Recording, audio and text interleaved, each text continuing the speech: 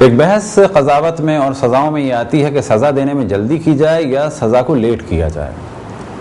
تو حکم یہ ہے کہ سزا میں جلدی کی جائے، لیکن اگر کہیں ضرورت ہو تو پھر سزا کو لیٹ کیا جائے. مثال کے طور پہ ایک شخص بیمار ہے اور اسے اگر 100 تعزیانے یعنی 100 کوڑے مارے گئے تو وہ مر جائے گا، تو یہاں پر سزا کو لیٹ کرنا ہے تاکہ اس کی صحت ایسی ہو سکے کہ جب اسے کوڑوں کی سزا دی جائے تو اس کی موت واقع نہ ہو. لیکن اگر ایک نارمل آدمی کو سزا دی جاتی ہے اور سزا کے دوران وہ مر جاتا ہے، مثال کے طور پہ ایک زانی کو 100 کوڑوں کی سزا دی گئی اور وہ 70 یا 80 یا 90 کوڑوں میں مر گیا، لیکن کوڑے اس کو ایسے نہیں مارے گئے تھے جس سے موت واقع ہوئی، لیکن وہ مر گیا، ہارٹ فیل ہو گیا. تو ایسی صورت میں کوڑے مارنے والے پر کوئی بھی کفارہ یا کسی قسم کی دیت یا قصاص نہیں ہوگا، کیونکہ وہ کوڑے مارنے والا حاکم اسلامی یعنی امام، نبی، امام یا مجتہد کی جانب سے اس سزا کو جاری کر رہا ہے. اسی طرح سے اگر کسی خاتون کو زنا کی سزا دینی ہے اور اس کا چھوٹا بچہ ہے اور وہ اس سزا کی وجہ سے ڈسٹرب ہو جائے گا یا مر جائے گا یا خاتون کا دودھ ختم ہو جائے گا یا خاتون کو سنسار کرنا ہے تو بچے کو کوئی دیکھنے والا نہیں ہے. بعض روایتوں میں نقل ہوا کہ مولا امیر المومنین نے جس خاتون کو سنسار کرنا تھا اس کے سنسار کو لیٹ کیا. وجہ کیا تھی؟ کہ اس کا بچہ تھا چھوٹا.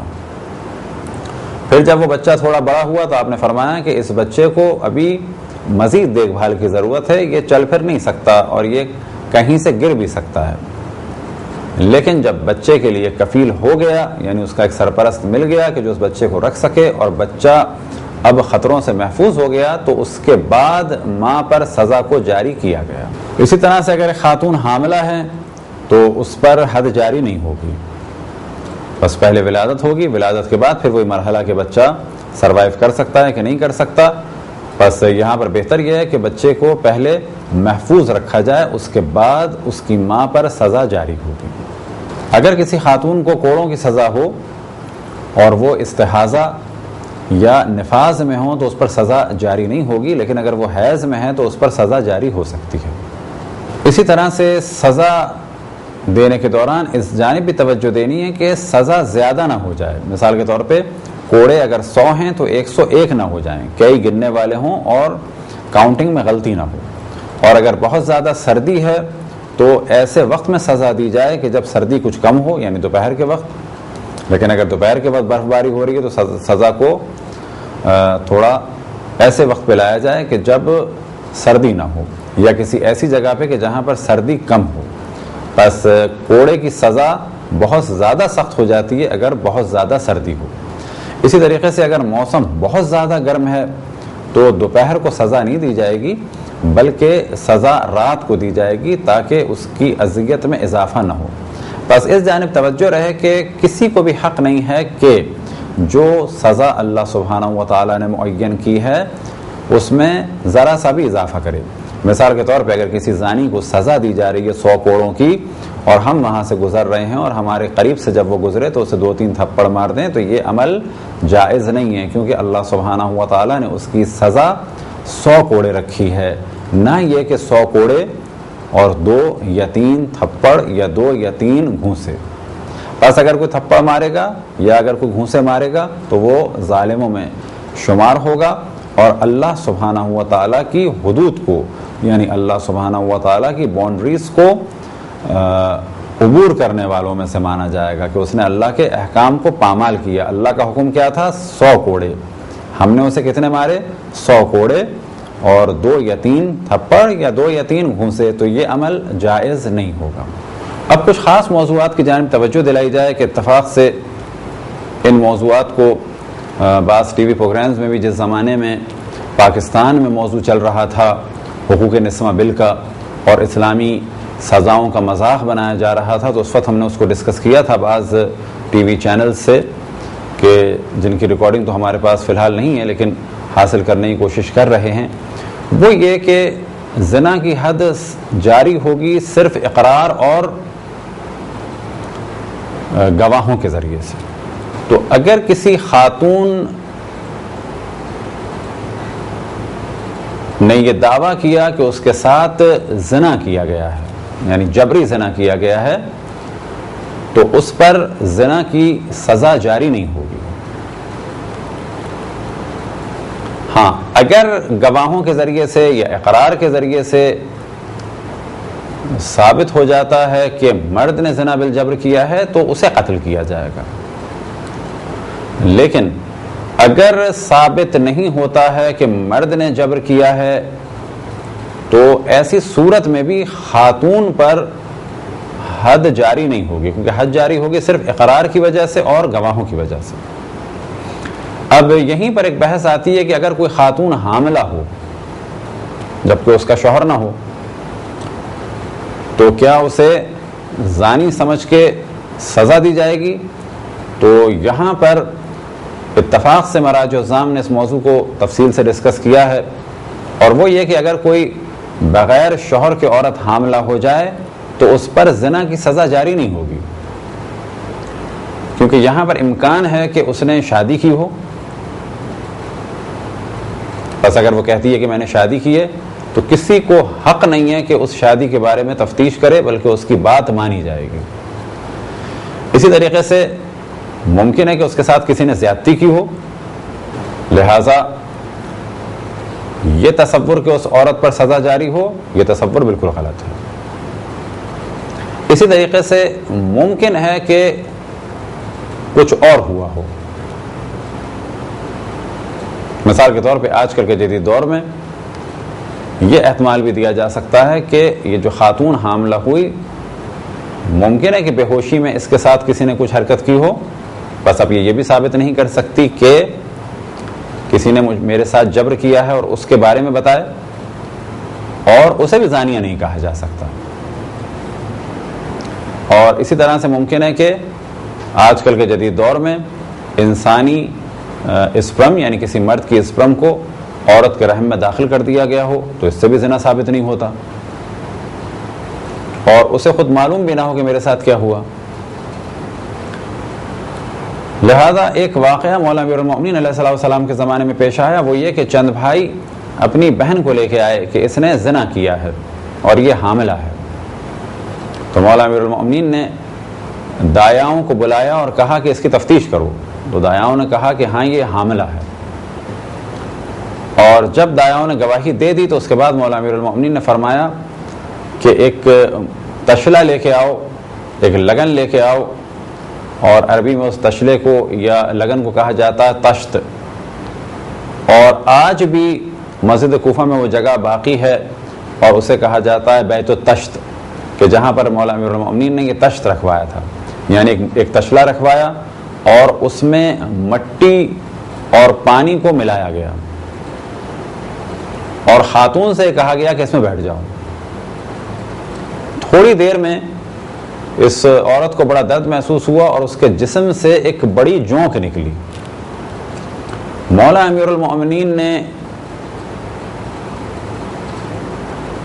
تکبیر کی سزا بلند کی۔ اب اس خاتون کو بٹھا دیا گیا عورتوں کے درمیان اور عورتوں سے کہا گیا تفتیش کرو۔ تھوڑی دیر میں عورتوں نے آ کے بتایا کہ اس تشت میں یہ جونک ہے، یا ایک ایسا کیڑا تھا جس کے بارے میں مولا امیر المؤمنین نے فرمایا کہ دراصل یہ ایک نہر پہ جا کے بیٹھی تھی اور نہر سے اس کے جسم میں ایک چھوٹا سا کیڑا داخل ہو گیا تھا، اور وہ اس کے جسم میں داخل ہونے کے بعد زندہ رہا اور خون پیتا رہا۔ گھر والے یہ سمجھ رہے تھے کہ یہ حاملہ ہے، دایائیں بھی یہ سمجھ رہی تھیں کہ یہ حاملہ ہے، لیکن مولا امیر المؤمنین کو کیونکہ اللہ سبحانہ و تعالیٰ کی جانب سے علم تھا، لہذا آپ نے پہلے اس طریقے سے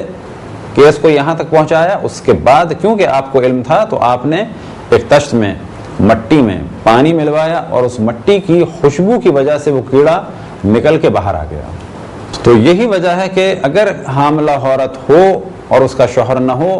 تو فقط حمل کی وجہ سے اس پر زنا کی سزا جاری نہیں ہو سکتی۔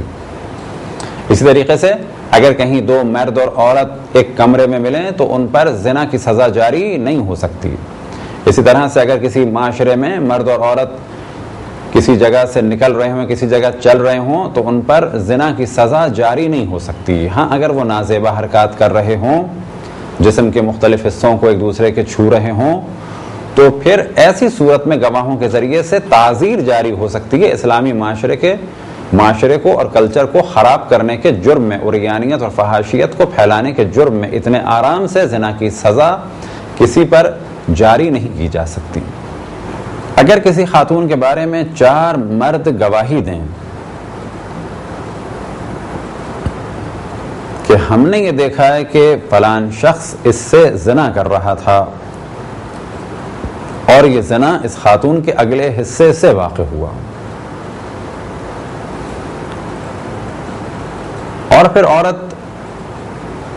یہ کہے کہ یہ خبر غلط ہے، ایسے میں 4 عورتوں کو معین کیا جائے گا جو اس عورت کی تحقیق کریں کہ اگر یہ باقرہ ہے تو ایسی صورت میں ان 4 گواہیوں کے بعد بھی اس خاتون پر حد جاری نہیں ہوگی، کیونکہ مردوں نے گواہی کیا دی تھی کہ اگلے حصے سے ہم نے زنا ہوتے ہوئے دیکھا۔ اب 4 عادل خواتین اگر گواہی دیں کہ یہ ابھی بھی باقرہ ہے اور اس کا ابھی پردہ باقی ہے، وہ پردہ کہ جو عموماً جنسی تعلق کے بعد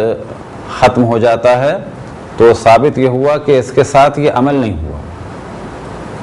بس ایسی صورت میں اس خاتون پر حد جاری نہیں ہوگی حتیٰ 4 گواہوں کی موجودگی میں۔ ہاں، اب یہاں پر گواہوں کو سزا ملے گی،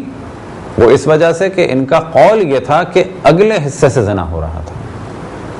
اب اگر یہ کہتے کہ پچھلے حصے سے زنا ہو رہا تھا تو ایسی صورت میں ان کے قول کو مانا جا سکتا تھا۔ پھر ہم اس جانب توجہ دلائیں کہ اسلام میں سزائیں بہت سخت ہیں، لیکن اس سے کہیں زیادہ سخت عمل یہ ہے کہ جرم ثابت ہو جائے۔ لہذا زنا کے بارے میں مثال دی جا سکتی ہے کہ 4 عادل مرد، یعنی دیندار ہوں، حرام حلال کو جانتے ہوں، واجبات پر عمل کرتے ہوں، حرام سے بچتے ہوں،